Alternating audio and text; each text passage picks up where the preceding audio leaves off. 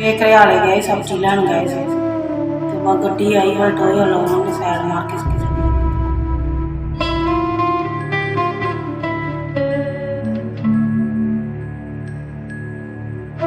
मैं सब्जी लाना ते गया तो जो पेट्रोल पंप नवा लगा घड़ी घरियाले उत्थों वर्मा गड्डी निकली हो पास उन्हें सीधी मारी गाड़ी उन्हें किसान वाला चढ़ना लगा मेरी बेनती पातल बंदा मेरा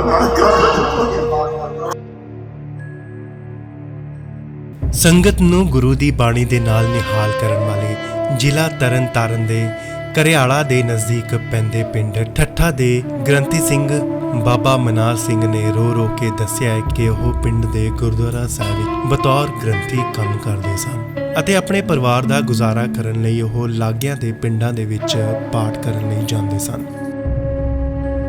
ਬੀਤੇ ਕੁਝ ਦਿਨ ਪਹਿਲਾਂ ਉਹ ਪਾਠ ਕਰਕੇ ਘਰਿਆਲਾ ਵਿਖੇ ਸਬਜ਼ੀ ਲੈਣ ਲਈ ਜਾ ਰਹੇ ਸਨ। ਉਦੋਂ ਪੈਟਰੋਲ ਪੰਪ ਦੇ ਨਜ਼ਦੀਕ ਪਹੁੰਚਦਿਆਂ ਹੀ ਅੱਗਿਓਂ ਤੇਜ਼ ਰਫ਼ਤਾਰ ਨਾਲ ਆਉਂਦੀ ਕਾਰ ਦੇ ਨਾਲ ਉਹਨਾਂ ਦੀ ਟੱਕਰ ਹੋ ਗਈ। ਟੱਕਰ ਇੰਨੀ ਜ਼ੋਰਦਾਰ ਸੀ ਕਿ ਉਹਨਾਂ ਦੀ ਧੌਣ ਦਾ ਮਣਕਾ ਹੀ ਹਿੱਲ ਗਿਆ। ਗ੍ਰੰਥੀ ਸਿੰਘ ਨੇ ਰੋ ਕੇ ਦੱਸਿਆ ਹੈ ਕਿ ਉਹਨਾਂ ਕੋਲ ਇਲਾਜ ਕਰਵਾਉਣ ਲਈ ਵੀ ਪੈਸਾ ਨਹੀਂ ਹੈ ਅਤੇ ਇਲਾਜ ਲਈ ਡਾਕਟਰ ਉਹਨਾਂ ਕੋਲੋਂ 1.5 ਲੱਖ ਦੀ ਮੰਗ ਕਰ ਰਹੇ ਨੇ।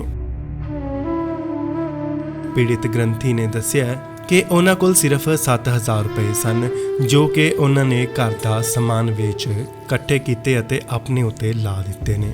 ਪੀੜਿਤ ਗ੍ਰੰਥੀ ਸਿੰਘ ਅਤੇ ਉਹਨਾਂ ਦੇ ਪਰਿਵਾਰ ਨੇ ਸਮਾਜ ਸੇਵੀ ਅਤੇ ਸ਼੍ਰੋਮਣੀ ਕਮੇਟੀ ਤੋਂ ਮੰਗ ਕੀਤੀ ਹੈ ਕਿ ਉਹਨਾਂ ਦਾ ਇਲਾਜ ਕਰਵਾ ਦਿੱਤਾ ਜਾਵੇ। ਉਹਨਾਂ ਨੂੰ ਹੋਰ ਕੁਝ ਵੀ ਨਹੀਂ ਚਾਹੀਦਾ।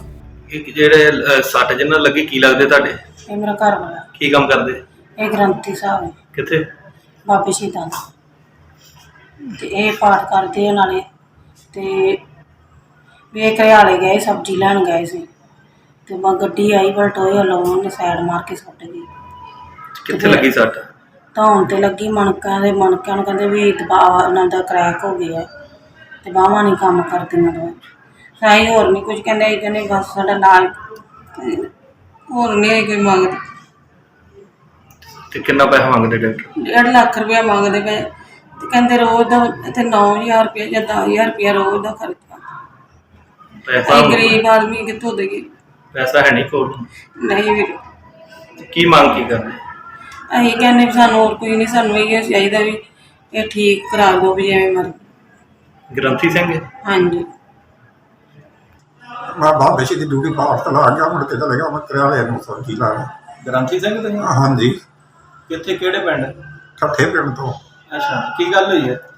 मैं सब्जी लाना ते गया तो जो पेट्रोल पंप नवा लगा घड़ी घरियाले उत्थों वर्मा गड्डी निकली हो पास उन्हें सीधी मारी गाड़ी उन्हें किसान वाला चढ़ना लगा मेरी बेनती पातल बंदा मेरा जितना इलाज हो सकता मेरा इलाज करा दे। इलाज इन्ना महंगा बत पाए ही नहीं है करूँ महंगी मैं बेनती करता हर एक जो मेरा भरा इलाज करा दे मेरा धन्यवाद करूँ मैं होर नहीं कुछ कर सकता। धन्यवाद करूँ मैं इलाज मेरा करा दूँ कोई। ਕਿੱਥੇ ਲੱਗੀ ਸੱਟ? ਕਿੱਥੇ ਲੱਗੀ? मेरी सट तो होते आ ਮਣਕਣਿਆਂ ਤੇ ਲੱਗੀ? हाँ जी बाही नहीं मेरी दोवें काम करती। ਕਿੰਨੇ ਪੈਸੇ ਮੰਗਦੇ ਡਾਕਟਰ? ये 1.5 लाख रुपये आते हैं ਤੇ ਹੈਗੇ ਨਹੀਂ ਪੈਸੇ ਇੰਨੇ ਕੋਲ?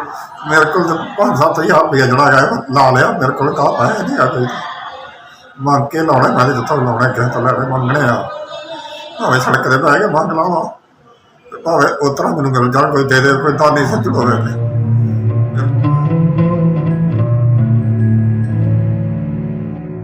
ਤੁਹਾਨੂੰ ਦੱਸ ਦਈਏ ਕਿ ਪੂਰਾ ਪਰਿਵਾਰ 2 ਵਕਤ ਦੀ ਰੋਟੀ ਤੋਂ ਵੀ ਆਤਰ ਸੀ ਅਤੇ ਇਸ ਪਰਿਵਾਰ ਉੱਤੇ ਐਸਾ ਦੁੱਖਾਂ ਦਾ ਪਹਾੜ ਟੁੱਟਿਆ ਕਿ ਐਕਸੀਡੈਂਟ ਤੋਂ ਬਾਅਦ ਸਭ ਕੁਝ ਹੀ ਹਿਲਾ ਕੇ ਰੱਖ ਦਿੱਤਾ। ਜੇਕਰ ਕੋਈ ਸਮਾਜ ਸੇਵੀ ਇਸ ਪਰਿਵਾਰ ਦੀ ਮਦਦ ਕਰਨਾ ਚਾਹੁੰਦਾ ਹੈ ਤੇ ਉਹਨਾਂ ਨਾਲ ਮੋਬਾਈਲ ਤੇ ਸੰਪਰਕ ਕਰਕੇ ਉਹਨਾਂ ਦੀ ਮਦਦ ਕਰ ਸਕਦੇ ਨੇ।